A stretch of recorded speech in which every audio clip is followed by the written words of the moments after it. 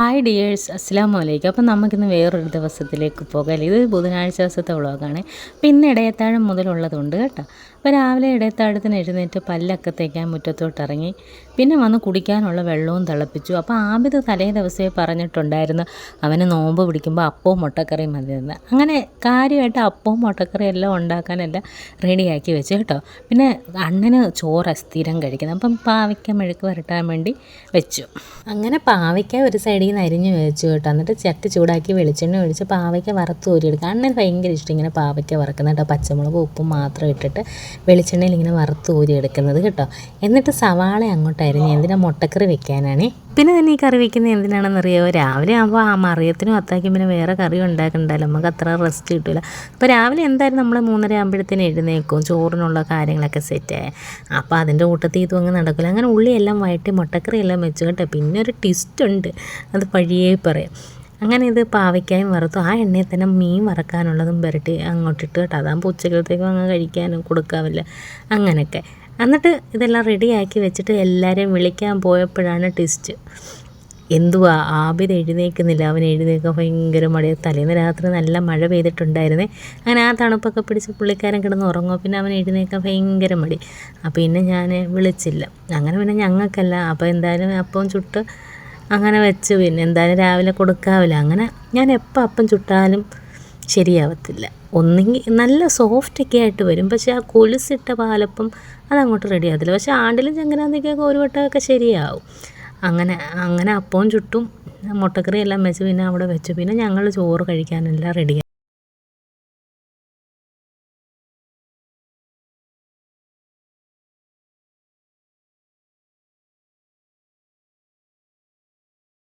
സുബഹി അങ്ങ് നമസ്കരിച്ച് കേട്ടോ. പിന്നെ കുറച്ച് നേരം ഇരുന്ന് ഓതിയിട്ട് പിന്നെ രാവിലെ എഴുന്നേറ്റ് നമ്മുടെ മൾബറിയിലൊക്കെ പോയപ്പോഴാണ് മൾബറിയൊക്കെ ചുമന്ന് പഴുത്ത് കിടപ്പുണ്ട്. നമ്മൾ നോമ്പാണ്ട് അങ്ങനെ വലിയ ചിലവില്ല. വീട്ടിൽ വരുന്നവരൊക്കെ പറിച്ചുകൊണ്ട് പോവുക കേട്ടോ. പിന്നെ അപ്പോൾ അതുപോലെ വന്ന് എല്ലാവർക്കും ചായ ഇട്ട് കൊടുത്തു, പിള്ളേർക്കെല്ലാം ചായ ഇട്ട് കൊടുത്തു. പിന്നെ അതിൻ്റെ ഇടയ്ക്ക് തന്നെ ഈ ഇടത്താണ് തിന്ന പാത്രങ്ങളെല്ലാം അങ്ങ് കഴുകി പറക്കി വെച്ചു.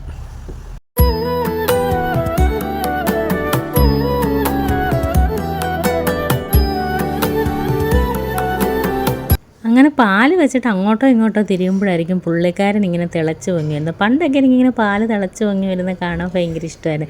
ഇപ്പം അങ്ങനെ ഇഷ്ടമല്ല കേട്ടോ. പാല് തിളച്ച് തൂകിയാൽ ഭയങ്കര പണിയാണ്. അപ്പം ഗ്യാസൊക്കെ എപ്പോഴും കഴുകണ്ടേ. അങ്ങനെ പിന്നെ ചായ എല്ലാം ഇട്ട് മാറ്റി വെച്ചിട്ട് പാത്രങ്ങൾ കഴുകൽ തുടർന്നുകൊണ്ടേയിരുന്നു. എന്നിട്ട് സ്ലാബിൻ്റെ മണ്ടയെല്ലാം അങ്ങ് വെള്ളം ഒഴിച്ച് കഴുകി അങ്ങ് തുടച്ചിട്ട്, ഈ സാധനം എനിക്ക് ഭയങ്കര ഉപകാരമായിട്ട്. ഈ തുടയ്ക്കുന്ന സാധനം കയ്യിലഴുക്കൊന്നും പറ്റത്തില്ല, വെള്ളവും നല്ലതായിട്ട് അങ്ങ് പോകും. പിന്നെ ഗ്യാസിൻ്റെ മണ്ടയൊക്കെ അങ്ങ് തുടച്ചിട്ടു കേട്ടോ. രാവിലെ സ്ഥിരം ഇത് തന്നെ പരിപാടി. പിന്നെ ബാക്കി രാവിലെ 2-3 അപ്പമേ ചുട്ടിട്ടുള്ളായിരുന്നു ഇടയത്താഴത്തിന്. ബാക്കി അത്താഴയ്ക്കും എല്ലാം ഉള്ളത് അങ്ങ് ചൂടോടെ ചുട്ട് എന്നിട്ട് അടുക്കളയെ അങ്ങ് ക്ലീനാക്കി കേട്ടോ. പിന്നെ അടുക്കളയിൽ ബാക്കി വന്ന അപ്പവും ചുട്ടിട്ട് അപ്പോഴത്തേനും നമ്മുടെ മീനും കൊണ്ട് വന്നു. അപ്പോൾ ഓടിപ്പോയി മീനും മേടിച്ചിട്ട് വന്ന് പിന്നെ അത്തായിക്കുള്ള അപ്പവും മുട്ടക്കറി എടുത്ത് വെച്ചിട്ട് അത്തായിക്ക് ഇൻസുലിൻ എടുക്കാൻ പോയി വിളിച്ചു. അപ്പോഴത്തേനും ആബിദും മറിയൊക്കെ തന്നെത്താൻ അങ്ങ് കഴിച്ചായിരുന്നേ. പിന്നെ അത്തായിക്ക് ഇൻസുലിൻ എടുത്തിട്ട് പിന്നെ ഫുഡും അങ്ങ് കൊടുത്തു കേട്ടോ.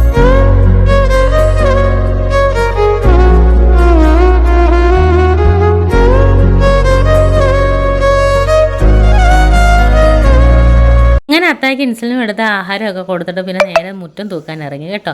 ഞാൻ രാവിലെ തന്നെ അങ്ങ് ഇപ്പം മുറ്റം തൂക്കും. നേരത്തെയൊക്കെ വൈകിട്ടായിരുന്നു തൂക്കുന്നത്. എൻ്റെ വ്ളോഗൊക്കെ കാണുന്നവർക്കറിയാം കേട്ടോ. ഞാനിപ്പോൾ നോമ്പായതുകൊണ്ട് രാവിലെ അതൊക്കെ അങ്ങ് കഴിയും. അപ്പോൾ രാവിലെ നമ്മളിതൊക്കെ മടിയില്ലാതെ അങ്ങ് ചെയ്താൽ പെട്ടെന്ന് ചെയ്താൽ പെട്ടെന്ന് അടുത്ത ജോലി കിട്ടുമെന്ന് പറഞ്ഞ പോലെ എൻ്റെ കാര്യങ്ങൾ.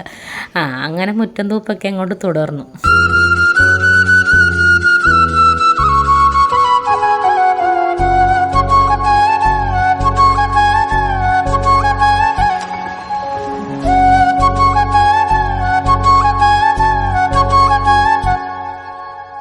ഇപ്പോൾ എൻ്റെ ക്യാമറാമാനോൺ സാരിക്കുകയെന്നറിയാമോ? ആബിദും മറിയുമാണ്. അവർക്ക് 2 പേർക്കും ഞാൻ 8 മണി കൊടുക്കും. എൻ്റെ പുറകെ നടന്നത് പടം പിടുത്തമാണ് അവരുടെ പണി. പെട്ടെന്ന് പിന്നെ ഒരു ഗ്രൂപ്പിൽ ഒരു മെസ്സേജ് വന്നു. കുടുംബശ്രീ ഗ്രൂപ്പിലും പള്ളി ഗ്രൂപ്പിലും അല്ലേ ഇന്ന് നമ്മുടെ ഒരു ലെറ്റർ. പോസ്റ്റ്മാൻ പുതിയ ആളാണ്. പുള്ളിക്കാരൻ അഡ്രസ്സ് അറിയാതെ അവിടെ ഇവിടെ കറങ്ങി തിരിഞ്ഞ് ഗ്രൂപ്പിലെല്ലാം ഇട്ട്. ഞാൻ പിന്നെ പെട്ടെന്ന് അങ്ങനെ ഡ്രസ്സ് മാറിപ്പോയി. അപ്പം കുണ്ടയും ഗാന്ധിഭവൻ്റെ ഫ്രണ്ടിലാണ് ഇപ്പോഴത്തെ നമ്മുടെ പോസ്റ്റ് ഓഫീസ് കേട്ടോ.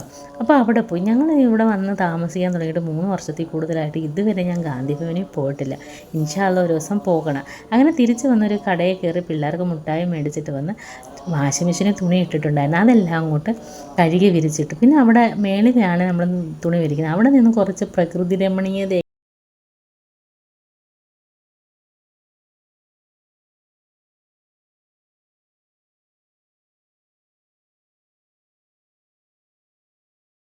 ഉച്ചക്കലത്തേക്കുള്ള അയലയെല്ലാം വെട്ടി കറി വെക്കാനും വറക്കാനുള്ളതും പുരട്ടി മാറ്റി വെച്ചിട്ട് ഒരു കപ്പ ഇരിപ്പുണ്ടായിരുന്നു. അത് കുഴച്ച് വേവിക്കാമെന്ന് വിചാരിച്ചു കേട്ടോ. അങ്ങനെ മീൻകറിയെല്ലാം അടുപ്പത്താക്കിയിട്ട് കപ്പയെല്ലാം അരിഞ്ഞ് വറക്കി വെച്ചു. പിന്നെ കുറച്ച് ചോറ് തിളപ്പിച്ച് ഊറ്റാൻ വെച്ചിട്ടുണ്ടായിരുന്നു. അതും എടുത്ത് കളയണ്ടല്ലോ. പിന്നെ അപ്പോൾ അല്ലാതെ ചോറ് നമ്മൾ വെച്ചിട്ടുണ്ട്. അപ്പോൾ ഇതും കൂടെ ആകുമ്പോൾ രണ്ടും കൂടെ മിക്സ് ചെയ്ത് കൊടുക്കാമല്ലോ. അങ്ങനെയൊക്കെ അങ്ങനെ മീൻകറിയും വെച്ച് ചോറും എല്ലാം ആക്കിയിട്ട് പിന്നെ തുണി കല്ലേ നനയ്ക്കാനുള്ള തുണിയും പോയി നനച്ച് കേട്ടോ.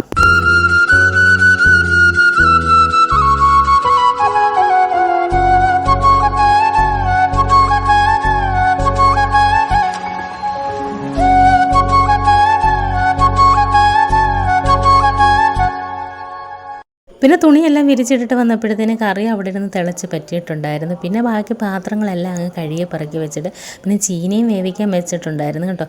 അതും കുഴച്ചങ്ങ് വെച്ചു. എന്നിട്ട് പിന്നെ ഞാൻ കുളിക്കാനായിട്ട് അങ്ങ് പോയേ. പിന്നെ അയലമീനാണെങ്കിൽ ഞാൻ മുളക് കറിയാണ് വെച്ചത്. പിന്നെ ചീനിയും വേവിച്ചു. അതിൻ്റെ കൂടെ ഒരു മോര് കറി ഒരു അയല വറുത്തതും കൂടെ ഉണ്ടെങ്കിൽ പിന്നെ അത്തായിക്കൊക്കെ അത് മതി. എൻ്റെ അത്തായിക്കും അണ്ണൻ്റെ അത്തായിക്കും. പിന്നെ ടേബിളിൻ്റെ മണ്ടയിൽ നിന്ന് രാവിലെ തുടച്ചിട്ടില്ലായിരുന്നേ.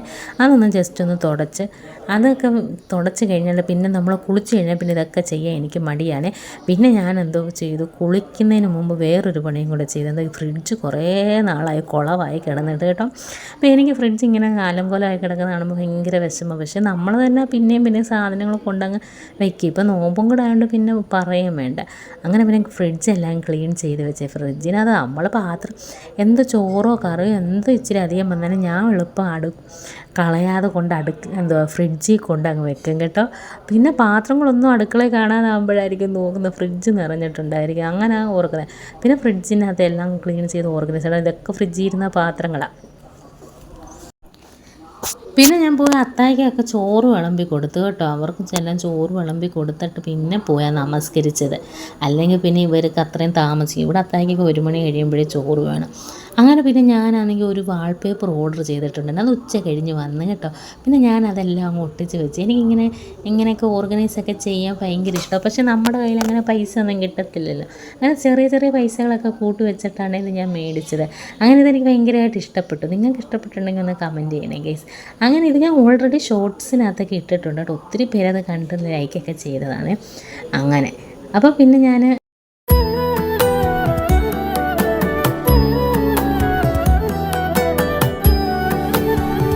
പിന്നെ കുറച്ച് എഡിറ്റിങ്ങും കാര്യങ്ങളൊക്കെ ഉണ്ടായിരുന്നു. കുറേ വീഡിയോസൊക്കെ പോസ്റ്റ് ചെയ്യും. ഞാൻ ഉച്ച സമയത്താണ് വീഡിയോസ് പോസ്റ്റ് ചെയ്യുന്നത്. അങ്ങനെ നല്ല മഴക്കോളുണ്ടായിരുന്നു. പിന്നെ നമ്മുടെ അനിയൻ്റെ മോള് വന്നിട്ടുണ്ടായിരുന്നു. അവളവിടെ സാറ്റ് കളിക്കുക. പിന്നെ ഞാൻ നോമ്പോറൊക്കെയുള്ള പരിപാടികളെല്ലാം ചെയ്യാൻ തുടങ്ങി. ഇന്ന് ഉഴുന്നുവടയും ഉള്ളിവടയൊക്കെ ഉണ്ടാക്കിയത് കേട്ടോ.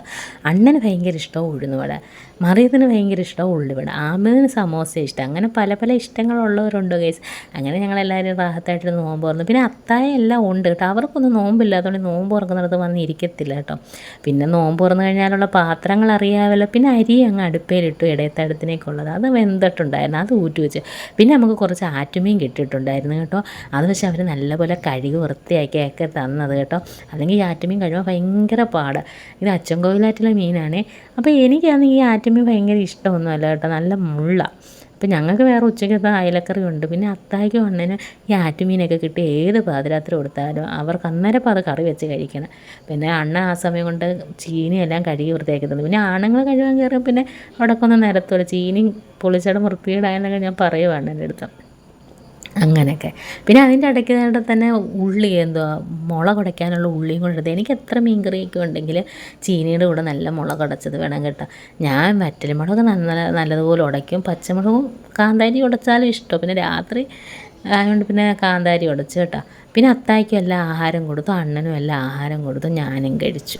അപ്പോൾ എൻ്റെ ഈ ഒരു ദിവസം നിങ്ങൾക്കൊക്കെ ഇഷ്ടപ്പെട്ടിട്ടുണ്ടെങ്കിൽ ഈ വീഡിയോ ഒന്ന് ലൈക്ക് ചെയ്യണേ, കമൻറ്റ് ചെയ്യണേ, സബ്സ്ക്രൈബ് ചെയ്യണേ. Thank you for watching.